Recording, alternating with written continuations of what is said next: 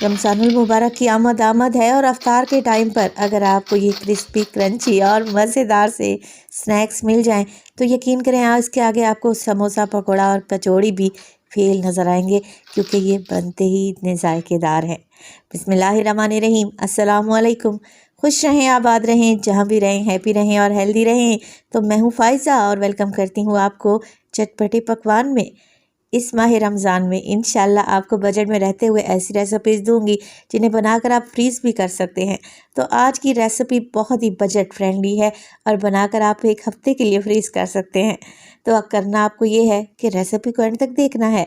अच्छी लगे तो फिर लाइक कर दें और चटपटे पकवान को सब्सक्राइब भी कर लें। तो चलें फिर जल्दी से रेसिपी स्टार्ट कर लेते हैं। तो मज़ेदार से पोटैटो बाइट्स बनाने के लिए सबसे पहले तो ले लिए हैं मैंने 2 उबले हुए आलू बड़े साइज़ के हैं और वज़न में देखें तो होंगे तकरीबन ये 300 ग्राम के लगभग। अच्छा, आलू को मैंने बॉईल करके फ्रिज में रख दिया था। जब ये ठंडे हो गए तो मैंने इनका छिलका उतार लिया और अब ग्रेटर की मदद से मैं आलू को ग्रेट करने लगी हूँ। अच्छा, कुछ लोग कहते हैं कि आलू बॉईल करने के बाद पानी छोड़ देते हैं, इंतहाई नरम पड़ जाते हैं, लेसदार हो जाते हैं। तो आप क्या किया करें, आलू बॉईल करने के बाद फ़ौरन से पानी से निकालें और इन्हें रूम टेम्परेचर पे आने दें या फिर फ्रिज में रख दें। तब ये कभी भी पानी नहीं छोड़ेंगे और ना ही लेसदार बनेंगे। चलें जी, आलू को मैंने ग्रेट कर लिया। साथ के साथ डालूंगी इसमें तकरीबन 1 कप के बराबर चिकन, उबला हुआ और श्रेड किया हुआ चिकन है। चिकन को बस मैंने सादा पानी में उबाल लिया था। 1 से 2 हरी मिर्च डाल दें। मेरे पास फ्रेश लाल मिर्चें रखी थी तो मैंने वो डाल दी हैं। डालेंगे इसमें ढेर सारा हरा धनिया और 3 से 4 टेबलस्पून चॉप किया हुआ प्याज भी ऐड करेंगे। बस जी, अब आ जाती है मसालों की बारी। तो मसालों में डाल दूंगी सबसे पहले तो मैं इसमें नमक 1 टीस्पून डालने लगी हूँ। 1 टीस्पून ही डालेंगे इसमें मोटी कुटी हुई लाल मिर्च। इसके अलावा शामिल करूँगी मैं इसमें मोटा कूटा हुआ ज़ीरा। ये भुना हुआ नहीं है, सादा ज़ीरे को मैंने मोटा मोटा सा कूट लिया है।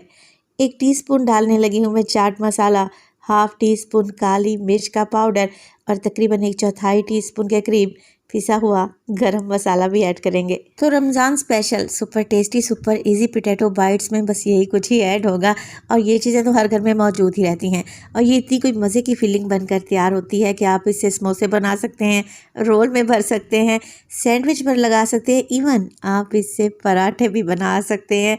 ये फीलिंग बहुत ही टेस्टी बनकर तैयार होती है और क्वान्टिटी भी ज़्यादा है क्योंकि मैंने इसमें आलू का इस्तेमाल किया है। चलें जी, सारी चीज़ों को अच्छे तरीके से मिक्स करें और नमक चख लिया करें। नमक की मिकदार कम लगे तो मज़ीद ऐड कर लें। पोटैटो बाइट्स बनाने के लिए मैंने ली है यहाँ पर सैंडविच ब्रेड। तो आप यहाँ पर बची हुई ब्रेड का भी इस्तेमाल कर सकते हैं बड़ी आसानी से। अच्छा, ब्रेड के कॉर्नर्स को अलहदा कर लें और घबराएं नहीं, ये ब्रेड के कॉर्नर्स इसी रेसिपी में इस्तेमाल होंगे क्योंकि इनसे बनेंगे ब्रेड क्रम्स, जिससे हमारी मज़ीद बचत होगी इंशाअल्लाह ताला। तो सिर्फ और सिर्फ 2 ब्रेड की मदद से मैं 4 पोटैटो बाइट्स बनाकर तैयार करूँगी। है ना बजट फ्रेंडली रेसिपी। तो देखिए, किनारों को मैंने अलहदा रख लिया है, इसके ब्रेड क्रम्स बना लेंगे और अब एक ब्रेड पर लगाएंगे मज़ेदार सी चिकन और आलू की फिलिंग। अच्छी भर भर कर लगाएं और एक मोटी तह फैला दें ताकि ये पोटैटो बाइट्स खाने में टेस्टी तो लगें। तो इस तरीके से 4 से 5 टेबलस्पून मैंने फिलिंग के लिए हैं और अच्छे तरीके से नाइफ़ की मदद से पूरी ब्रेड पर फैलाकर इन्हें इवन कर लिया है। अब बस कुछ भी नहीं करना, दूसरी ब्रेड की मदद से इसे कवर कर दें।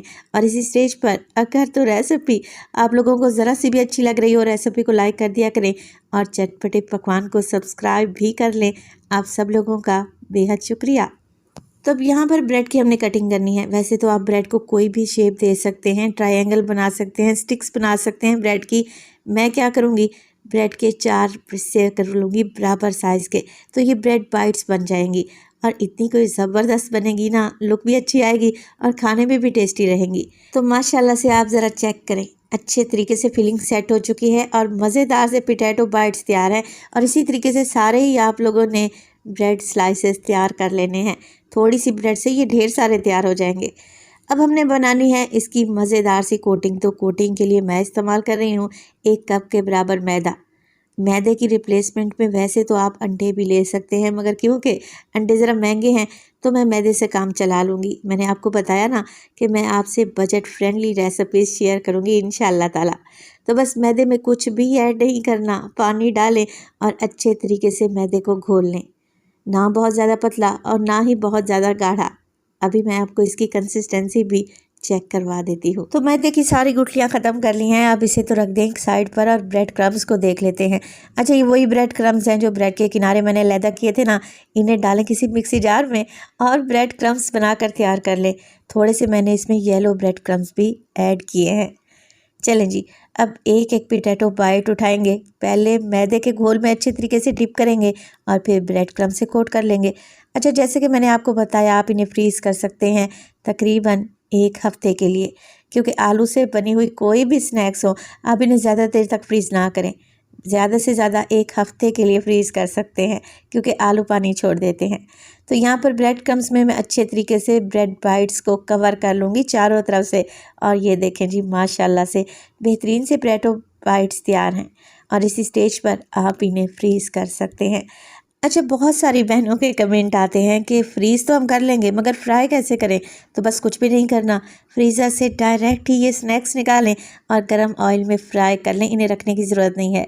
तो यहाँ पर ऑयल को मैंने भी गरम कर लिया है मीडियम टू लो फ्लेम पे। स्नैक्स डालते जाएं, पहले लो फ्लेम रखें और स्नैक्स डालने के बाद फ्लेम को थोड़ा सा हाई कर दें, क्योंकि ब्रेड से बनी हुई कोई भी चीज़ अगर आप लो फ्लेम पे फ्राई करेंगे ना तो इसमें ऑयल भर जाएगा। तो ब्रेड से बने हुए कोई भी स्नैक्स बना लें, आप फ्राई करते वक्त फ्लेम को हाई रखा करें, तभी ये क्रिस्पी क्रंची बनकर तैयार होंगे इंशाल्लाह ताला। तो बस देखें, अब मैंने फ्लेम को हाई कर लिया है। अब उलटते पुलटते रहेंगे जब तक अच्छा गोल्डन कलर ना आ जाए।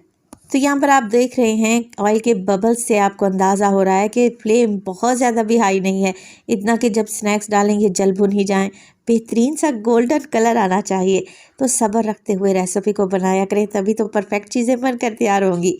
तो यहाँ पर बेहतरीन सा गोल्डन कलर आ चुका है, ये क्रिस्पी भी हो चुके हैं। मैं इन्हें निकाल लेती हूँ। गर्मा गर्म से पोटैटो बाइट्स को सर्व करें केचप या फिर हरी चटनी के साथ। यकीन करें, समोसे पकौड़ों की छुट्टी हो जाएगी। ये इतने जायकेदार बनकर तैयार होते हैं। तो माशाल्लाह से आप ज़रा चेक करें ये कितने क्रिस्पी बने हैं और देर तक क्रिस्पी ही रहेंगे। रमज़ानुल मुबारक में मार्केट से अनहाइजीनिक चीज़ें ख़रीदने की बजाय आप घर में ही बेहतरीन से स्नैक्स बनाकर तैयार कर सकते हैं। तो इस रेसिपी को ट्राई ज़रूर कीजिएगा। रेसिपी अच्छी लगे तो लाइक कर दें और चटपटे पकवान को सब्सक्राइब भी कर लें। तो अपना बहुत सारा ख्याल रखिएगा। फ़ाइज़ा को अपनी दुआओं में याद रखिएगा। मुझे दीजिए इजाज़त। टिल देन, अल्लाह निगहबान।